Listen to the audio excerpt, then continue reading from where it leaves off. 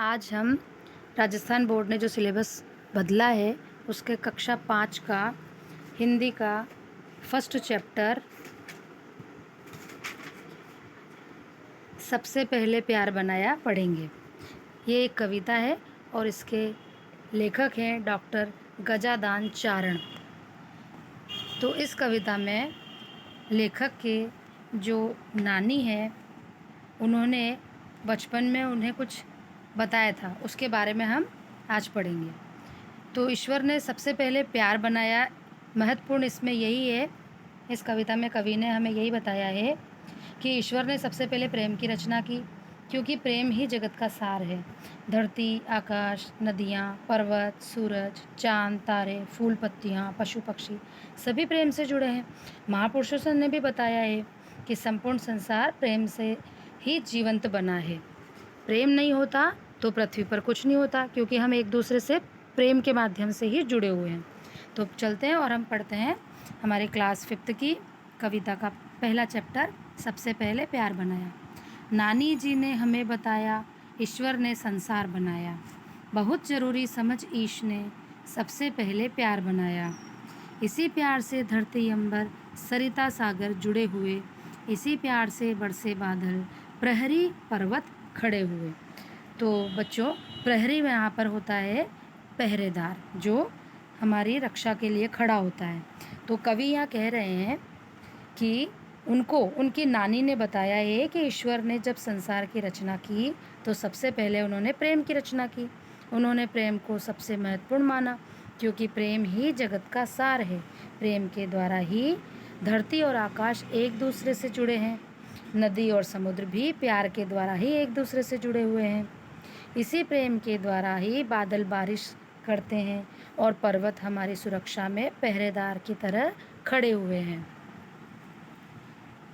आगे कवि कहते हैं, इसी प्यार से सूरज उगता, ये हरियाली वन बागों की, चंदा अमृत बरसाता, कलियों सुमनों का खिलना, तारों की टिमटिम है इससे, तितली भंवरों का मंडराना, इससे सबका है नाता, एक दूजे से मन मिलना। इसमें कवि कहते हैं कि प्रेम के कारण ही सूरज प्रतिदिन उदय होकर रोशनी फैलाता है, चंद्रमा अमृत जैसी शीतल चांदनी प्रदान करते हैं और प्रेम से ही तारे टिमटिमाते हैं। अर्थात सब एक दूसरे से प्रेम द्वारा ही जुड़े हुए हैं। कवि कहते हैं कि पेड़ पौधों की हरियाली, फूलों का खिलना, तितलियों और भंवरों का मंडराते हुए एक दूसरे से मिलना, ये इस सभी में प्रेम झलकता है। अर्थात कवि ने प्रेम को सबसे महत्वपूर्ण बताया है। आगे चलते हैं। सारी वसुधा प्यार भरी है। वसुधा से मतलब यहाँ धरती माता से है। सारी वसुधा प्यार भरी है, सब संतों ने समझाया। संत यहाँ पर महापुरुष हैं, जो हमारे भारत में महापुरुष हुए हैं, उन्होंने भी सर्वोपरि प्रेम को ही रखा है। बहुत ज़रूरी समझ ईश ने सबसे पहले प्यार बनाया। इसीलिए कवि कहते हैं कि उनकी नानी माँ ने उन्हें बचपन में यही बताया कि ईश्वर ने सबसे पहले प्रेम को बनाया, क्योंकि सभी हम एक दूसरे से प्रेम से ही जुड़े हैं। तो कवि कहते हैं कि पूरी पृथ्वी प्रेम से भरी पड़ी है। धरती पर एक दूसरे से जुड़ाव और समरसता इसी प्यार के कारण संभव होती है। इसी कारण संतों और महापुरुषों ने हमेशा प्रेम को सर्वोच्च मानते हुए इसे जीवन की सबसे ज़रूरी भावना बताया है। इसी कारण भगवान ने प्यार को सबसे आवश्यक मानकर प्रेम की ही रचना सबसे पहले की है। तो बच्चों, अब आगे के इसी पाठ के हम प्रश्न उत्तर पढ़ते हैं। तो पहला प्रश्न है, कविता में बताया गया है कि इस संसार में सबसे पहले प्यार बनाया गया है। इसके बाद प्यार से क्या क्या बना है? तो इसका उत्तर है, प्यार के बाद संसार में धरती, आकाश, नदी, समुद्र, चांद, तारे, पेड़ पौधे, फूल कलियाँ, जीव जंतु आदि बने हैं। आगे चलते हैं। दूसरा प्रश्न है, कविता के अनुसार सब संतों ने क्या बतलाया है? संतों ने प्रेम को सर्वोच्च माना है और इसे जीवन की जरूरी भावना बतलाया है। अगला प्रश्न, पाठ इसी पाठ का तीसरा प्रश्न, प्यार से सभी समस्याओं का समाधान हो सकता है, कैसे? तो प्यार से बिगड़ी बातें बन जाती है, प्यार से लोग एक दूसरे के साथ खड़े हो जाते हैं और सहयोग की भावना से असंभव काम भी संभव हो जाते हैं। इस प्रकार प्यार सभी समस्याओं को सुलझा देता है। इस प्रकार प्यार से सभी समस्याएं सुलझ जाती हैं। सोचो और लिखो का पहला प्रश्न है, नीचे दिए गए शब्दों का प्रयोग कर एक एक वाक्य बनाइए। तो बच्चों, संसार, प्रकृति, मनमानी, सृष्टि, इनसे हमें वाक्य बनाने हैं। ये आप अपने अनुसार भी कर सकते हैं और आपकी सुविधा के लिए हमने यहाँ कुछ वाक्य बनाए हैं। संसार, इस संसार को खूबसूरत बनाने के लिए हमें प्यार से रहना चाहिए। प्रकृति, ईश्वर ने संपूर्ण प्रकृति का निर्माण किया है। मनमानी, बच्चों को मनमानी नहीं करनी चाहिए। सृष्टि, सारी सृष्टि प्रेम द्वारा ही चलती है। आगे अगला प्रश्न, पहाड़ों को प्रहरी क्यों बनाया गया है?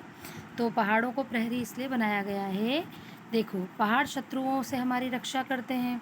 हमारे सैनिक इनके माध्यम से शत्रुओं पर नियंत्रण रख पाने में सक्षम हो पाते हैं, इसलिए पहाड़ों को प्रहरी कहा गया है।